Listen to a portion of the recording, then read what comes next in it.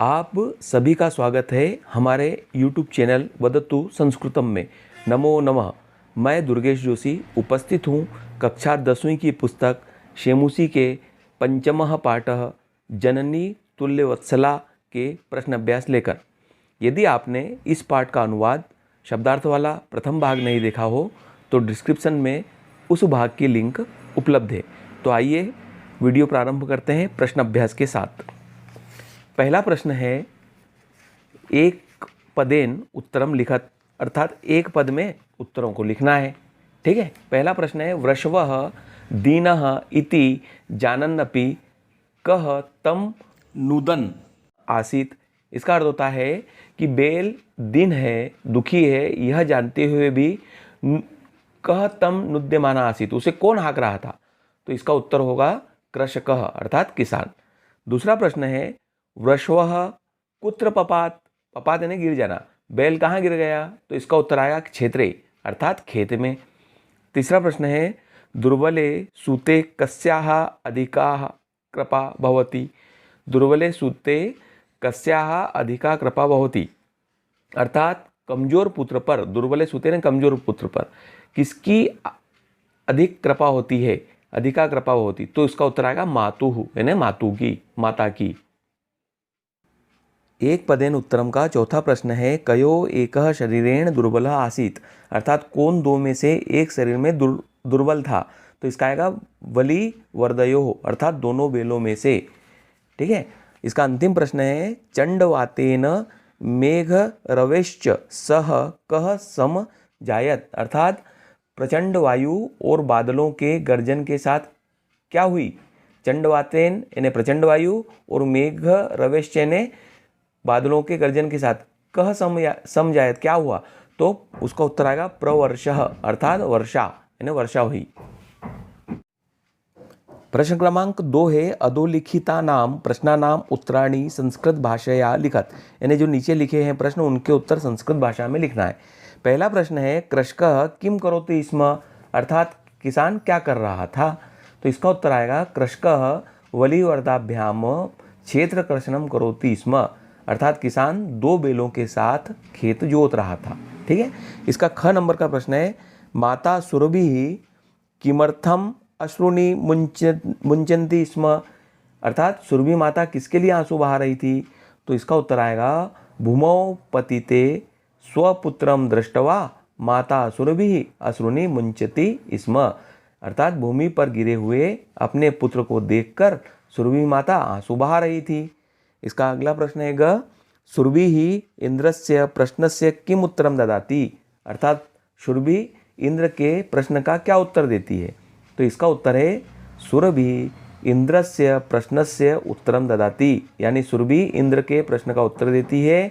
यत हे वासो, कि हे इंद्र, अहम पुत्रस्य दैन्यम दृष्ट्वा रोदिमि इति, है कि हे इंद्र मैं पुत्र की दीनता को देखकर रो रही हूँ।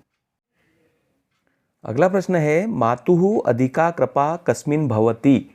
तो इसका उत्तर बनेगा मातुः अधिका कृपा दुर्बले सूते भवति, माता की अधिक कृपा कमजोर पुत्र पर होती है। पांचवा प्रश्न है, इंद्रः दुर्बल वृषभस्य कष्टानि अपाकर्तुं किम कृतवान, अर्थात इंद्र ने कमजोर बैल के कष्टों को दूर करने के लिए, अपाकर्तुं मैंने दूर करने के लिए, किम कृतवान क्या किया। तो इसका उत्तर बनेगा इंद्रः दुर्बल वृषभस्य कष्टानि अपाकर्तुं वृष्टिम कृतवान, यानी उसने वर्षा की। अगला प्रश्न है, जननी कीदृशी भवति या आसीत। तो उत्तर बनेगा जननी तुल्यवत्सला भवति, यानी जननी कैसी होती है, समान रूप से प्यार करने वाली होती। अगला प्रश्न है, पाठे अस्मिन् कयोः संवादः विद्यते, अर्थात इस पाठ में किन दो लोगों की बातचीत बताई गई है। तो इसका उत्तर बनेगा पाठे अस्मिन् सुरभि इंद्रयोः संवादः विद्यते, अर्थात इस पाठ में सुरभि और इंद्र की बातचीत बताई गई है। प्रश्न क्रमांक 3 है, क स्तंभे दत्तानां पदानां मेलनम ख स्तंभे दत्तैः समानार्थक पदैः कुरुतः, अर्थात क स्तंभ में दिए गए शब्दों का मेल ख स्तंभ में दिए गए समानार्थक शब्दों से कीजिए। ये दीजिए, यहाँ ये पूरा का पूरा क स्तंभ है और इधर पड़ोस वाला ख स्तंभ, इसमें समानार्थक शब्द लिखें। पहला है कृच्छेन, कृच्छेन का जो समानार्थक शब्द है वह है काठिन्यन, यानी कठिनता से। फिर है चक्षुर्भ्याम, चक्षुर्भ्याम का नेत्राभ्याम। फिर होता है जवेन, जवेन का द्रुत गत्या अर्थात तेज गति से। फिर है इंद्र, इंद्र का समानार्थक शब्द है वासवः।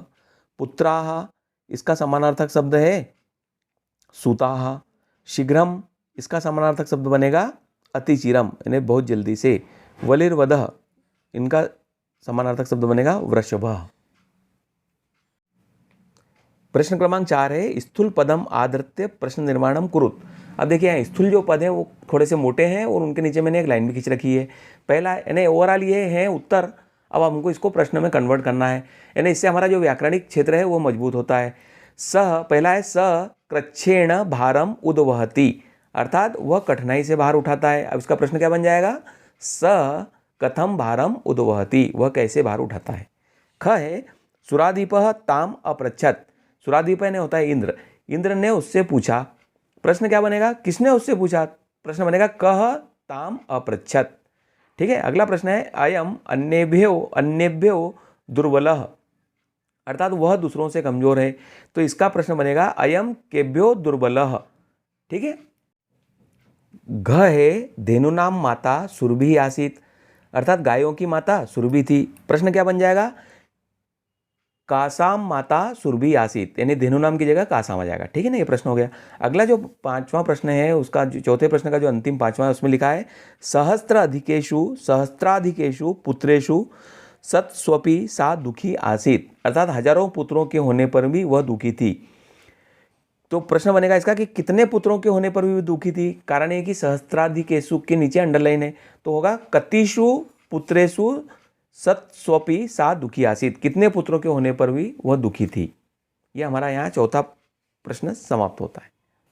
5वां प्रश्न है रेखांकित पदे यथा स्थानम संधि विच्छेदम व कुरुत, वा यानी होता है या, यानी रेखांकित पद जहाँ दिए हैं वहाँ या तो संधि करना है या संधि विच्छेद करना है।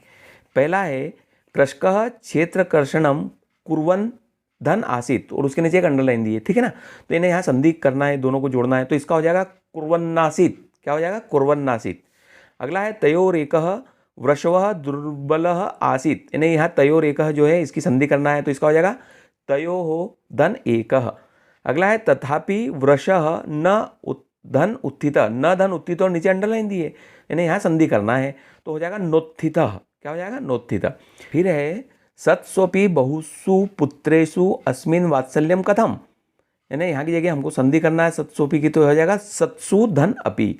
अगला है तथा धन अपि धन अहम धन एतस्मिन् स्नेहम अनुभवामि। ठीक है ना, अब हमको इन सब की संधि करना है, तो हो जाएगा तथापेह में तस्मिन्, ये उसकी संधि हो जाएगी। ठीक है। अगला है मे बहुनी धन अपत्यानि संति, यहाँ बहुनी धन अपत्यानि की संधि करना है, तो हो जाएगा बहुन्यपत्यानि।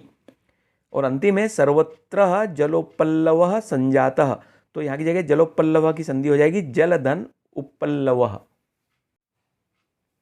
प्रश्न क्रमांक 6 है अधोलिखितेषु वाक्येषु रेखांकित सर्वनाम पदम कस्मै प्रयुक्ते, अर्थात नीचे लिखे वाक्यों में रेखांकित सर्वनाम पद किसके लिए प्रयुक्त किए गए हैं। देखिए ये आपके मानसिक श्रम और संस्कृत के प्रति आपका स्नेह उत्पन्न करेगा। ये प्रश्न आपको समझ में आ गया सर्वनाम किसे कहते हैं।